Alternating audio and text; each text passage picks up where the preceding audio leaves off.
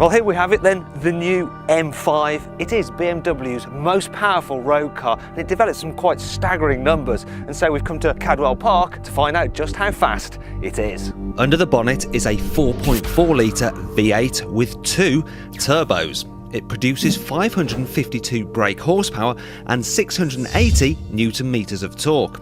As a result, this 1870 kilogram four-door saloon can do 0 to 62 miles an hour in just 4.4 seconds.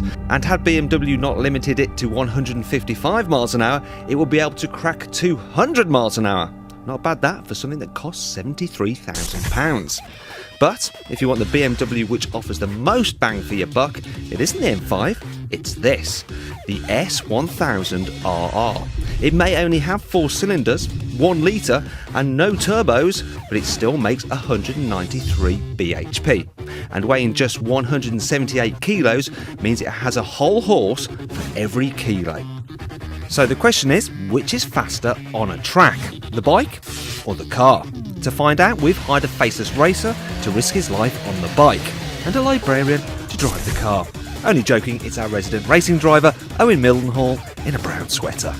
Cadwell Park may well be the mecca of motorcycling, but as the track is slippery today, the bike is at a severe disadvantage. So we're going to give it a 10-second head start and then see if a librarian in an M5 can catch it.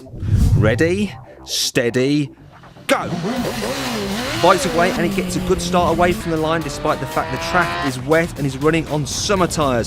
However, we'll have to be very careful here leading it over into coppice because there's hardly any grip. Now for the car.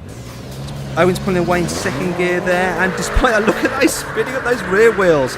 Very hard trying to contain all that 680 newton meters of torque.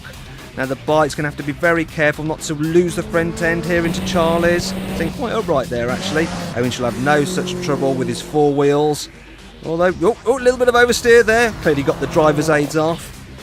Now the bike is heading up the park straight. Now this is its opportunity to actually gain some distance between the car. However, coming up the hill, he's going to have to brake early because Park Bend is still wet. Owen should be able to hit about 130 miles an hour in the M5 up there.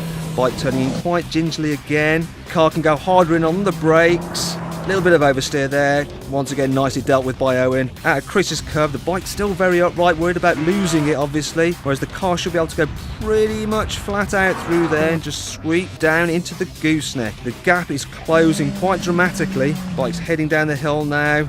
Closely followed by the car now. For the first time, Owen has got the bike in his sights as they're heading to Mansfield. Hopefully the bike doesn't lose it here, otherwise he's going to have an M5 on top of him. Actually, it's Owen, he goes a little bit sideways. Bike does a little wheelie there, and he's turning up towards the mountain. Now, this should be very, very tricky for the bike. The M5's all over him, that's all you can see in his rear mirrors now. Over the hill, bike does a little wheelie. They're heading into the Hall Bends now. It's going to be particularly tricky for the bike here because of the conditions. Owen able to brake much later, makes it quite a bit of distance. Might even be able to take the bike here. Now they're heading into the hairpin, the bike remaining upright once again. It's very slippy, obviously. Yeah, so Owen goes slightly sideways, loses a bit of time here as they head down into the barn. With all the leaves on the track, that must be quite nerve-wracking for the rider. Whoa, going steady around there. Owen goes sideways again. The bike's able to nail the throttle now to make up some of that lost time. They cross the line. There's only about a second in it, so the M5 managed to make up about 9 seconds on the bike. Well, there we have it then. That was really close, wasn't it? The car performed extremely well. Had it been dry though, it probably wouldn't have caught the bike. And when you think about it, this is 60 grand less than that. And if I had the guts, that's probably where my money would go. But I don't, so I'd rather have 4 wheels.